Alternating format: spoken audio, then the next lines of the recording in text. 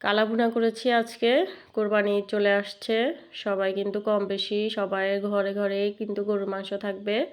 কালা ভুনা করার জন্য কিন্তু গরুর মাংসটাই লাগে।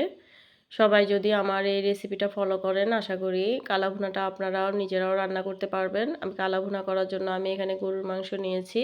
গরুর মাংসগুলো আমি একটু বড় বড় টুকরো করে কেটে নিয়েছি। কালা ভুনা করার জন্য কিন্তু গরুর মাংস একটু বড় বড় করে টুকরো করেই কেটে নিতে হয়। গরুর মাংসগুলো আমি এভাবে ফ্রাই প্যানে দিয়েছি। দেওয়ার পরে আমি এটার উপরে দিয়েছি 1 টেবিল চামচ রসুন বাটা, 1 টেবিল চামচ আদা বাটা। তারপর আমি পেঁয়াজ বেরেস্তা করে রেখেছিলাম সেটা দিয়েছি। তারপর দিয়েছি পেঁয়াজ কুচি। এবার আমি এখানে দিয়েছি সামান্য গোলমরিচের গুঁড়ো, কালো গোলমরিচের গুঁড়ো দিয়েছি এখানে। তারপরে 1 টেবিল চামচ মরিচ, লাল মরিচ।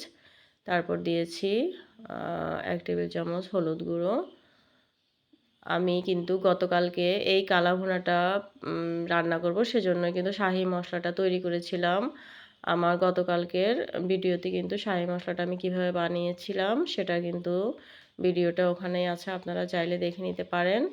তারপর আমি এখানে দিয়েছি স্বাদ মতো লবণ, লবণটা আপনারা স্বাদ মতো দিবেন। তারপর আমি এখানে দিচ্ছি 1 টেবিল চামচ জিরার গুঁড়া। শাহি মশলা কিন্তু আমি এখানে 1 টেবিল চামচই দিয়েছি। এবার এটা আমি খুব ভালোভাবে মেখে নিয়েছি। মেখে নেওয়ার পরে আমি এখানে সাদা তেল দিয়েছি। তেল দেওয়ার পরেও খুব ভালোভাবে এটা মেখে নিব। এরপর কিন্তু এটা 1 ঘন্টার জন্য আমি রেস্টে রেখে দিব। রেস্টে রেখে দেওয়ার কারণে কিন্তু মশলাগুলো মাংসর সাথে খুব ভালোভাবে মিশে যাবে। এরপর আমি ফ্রাই প্যানটা চুলায় দিয়ে দিয়েছি। এভাবে ঢাকনা ছাড়া কিছুক্ষণ 7 থেকে 8 মিনিটের মতো আমি এটা রান্না করে নিব। তারপর আমি এটা ঢেকে দিব। মাংস থেকে কিন্তু বেশ কিছু পরিমাণে পানি বের হয়ে আসবে। সেই পানিতেই কিন্তু মাংসটা অনেকখানি সেদ্ধ হয়ে যাবে।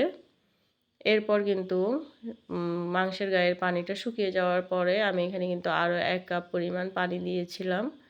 আমার মাংসটা কিন্তু সিদ্ধ হয়ে এসেছে। আসার পরে আমি এখানে এভাবে কিউব কিউব করে পেঁয়াজ কেটে নিয়েছিলাম। পেঁয়াজগুলো দিয়ে দিব। এই পেঁয়াজগুলো কিন্তু খুব বেশি সিদ্ধ করা যাবে না। তারপর আমি কিন্তু এই কালা ভুনাতে একটা বাগার দিব। বাগার দেওয়ার জন্য আমি এখানে সরিষার তেলটা ইউজ করব। সরিষার তেলটা ইউজ করলে কিন্তু এই কালা ভুনাটা খেতে অনেক ভালো লাগে। অবশ্যই সরিষার তেল দিয়ে বাগার দিবেন। তারপরে এখানে আপনারা রসুন কুচিও দিতে পারেন। আমি পেঁয়াজ কুচি দিয়েছি। তারপর দিব 4টা শুকনো মরিচ। খুব ভালোভাবে নেড়ে চেড়ে হালকা একটু বাদামি কালার হওয়া পর্যন্ত অপেক্ষা করতে হবে।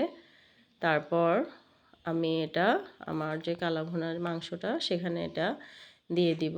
দিয়ে দেওয়ার পরে খুব ভালোভাবে নেড়ে চেড়ে একটু মিশিয়ে নিব। আমার কিন্তু কালা ভুনাটা প্রায় হয়ে এসছে। আশা করি সবার কাছে আমার এই রেসিপিটা দেখতে অনেক ভালো লাগছে। সবাই ট্রাই করে দেখতে পারেন। এটা কিন্তু খেতেও অনেক ভালো হয়েছে। এবার আমি উপর থেকে যে পেঁয়াজ বেরেস্তা ছিল বাকিটা সেটা দিয়ে দিয়েছি। দেখুন আমার কালা ভুনাটা পুরোপুরি রেডি। সবাই অনেক ভালো থাকবেন, অনেক সুস্থ থাকবেন। আল্লাহ সবাইকে অনেক ভালো রাখুক। আল্লাহ হাফেজ।